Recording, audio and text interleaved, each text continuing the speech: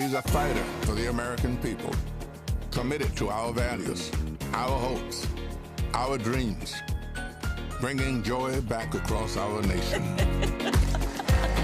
It's about damn time. Turn up the music. Turn down the lights. Where did this strength and passion come from in this daughter of middle-class Oakland?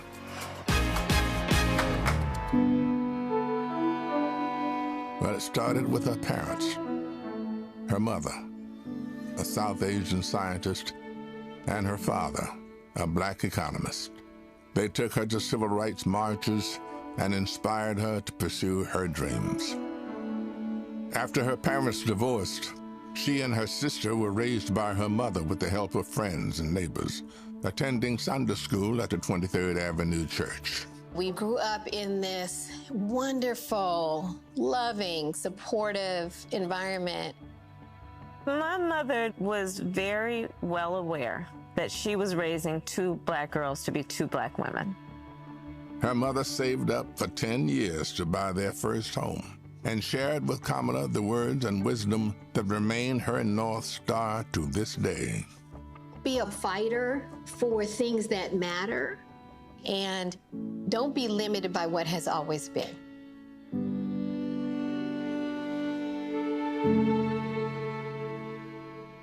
And then came a moment that changed Kamala Harris's destiny, the spark that lit the fire within. When I was in high school, I had a best friend who I learned was being molested by her father.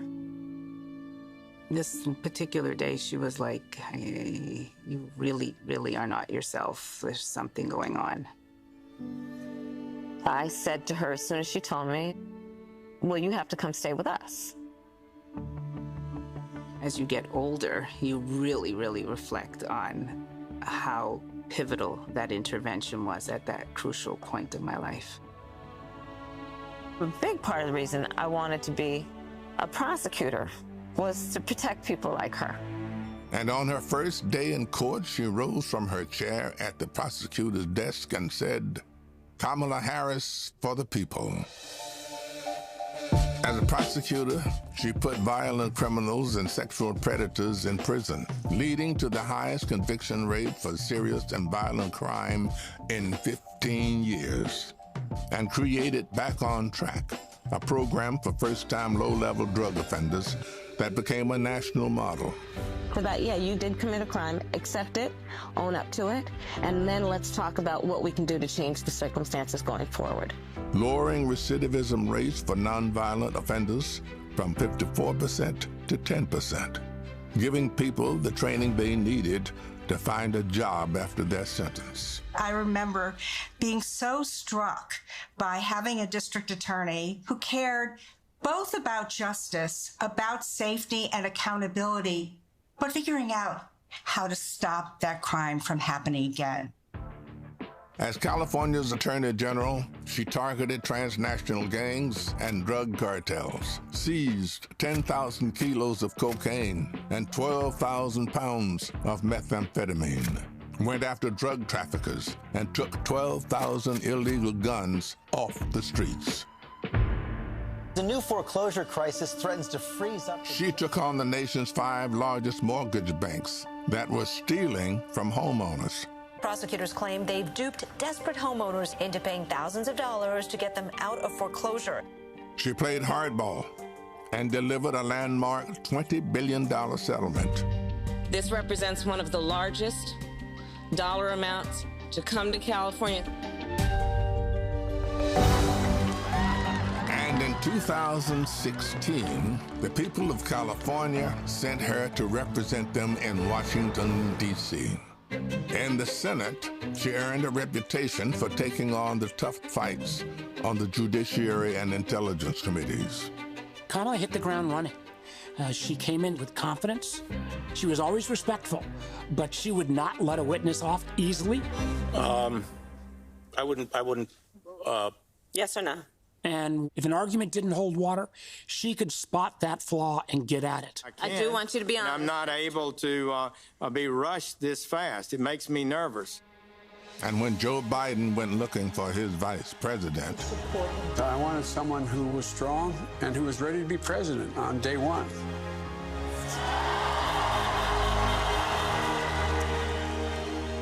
as vice president, she worked to cap insulin costs for seniors at $35, to replace lead pipes and provide clean water for communities, and she helped create 16 million jobs. The Biden-Harris bipartisan infrastructure bill has already created thousands of jobs for our members. That is what the future looks like under a president, Kamala Harris. She fought to reduce the trauma of gun violence that has devastated our nation. How many of you guys, as college students, had to have a drill during high school or middle school or elementary school where you learned about how you need to hide in a closet or crouch in a corner in the event that there is a mass shooter roaming the hallways of your school? Look at that. Look at that. And she did more than talk the talk. She walked the walk, helping pass the first bipartisan legislation in 30 years to curb gun violence. So one thing I learned about working with Vice President Harris is she always stand on business.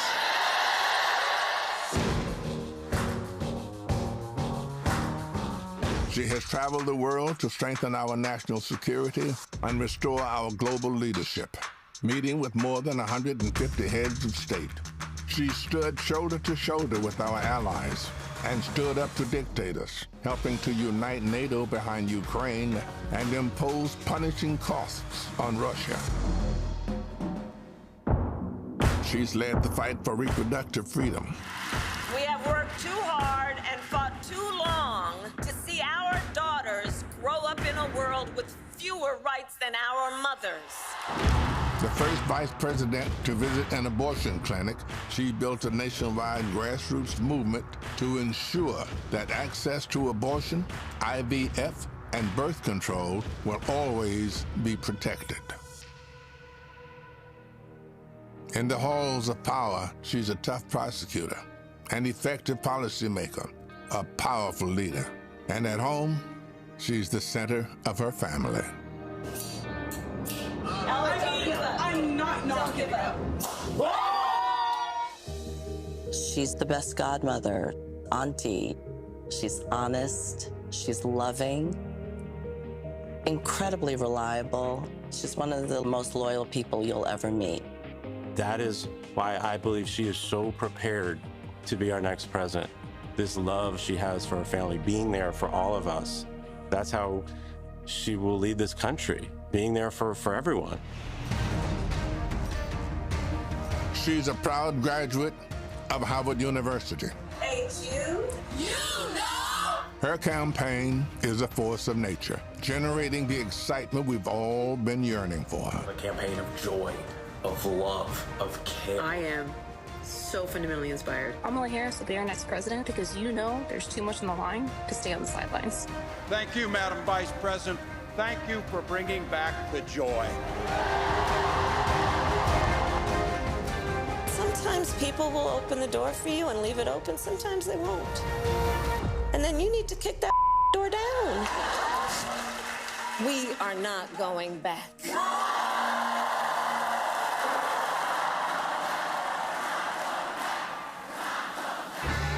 She's a protector, a strong voice for common sense, a leader for tomorrow, committed to healing our country, dedicated to doing the hard work to make us stronger. I now declare you spouses for life. Someone who truly understands the struggles of everyday Americans. Forged by the challenges of the past, ready for any challenge that may arise. Now is the time, America.